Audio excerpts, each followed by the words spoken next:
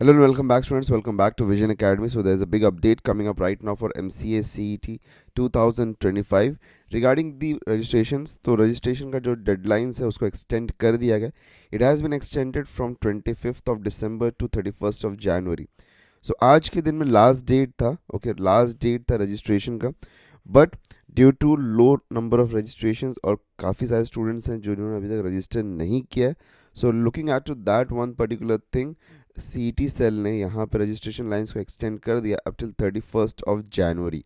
So in case अभी तक अगर आपने अभी तक रजिस्ट्रेशन नहीं किया है and if you want to register yourself, so please go ahead and do register yourself because registration lines को आपके लिए स्पेसिफिकली इंक्रीज कर दिया गया up till 31st of January. So ये जो गोल्डन अपॉर्चुनिटी आपको मिली हुई है एक्सटेंडेड लाइन का, so please do not miss this opportunity and do register yourself for the examination. So now up till 31st of January you can register yourself. So this was the big update right now for today.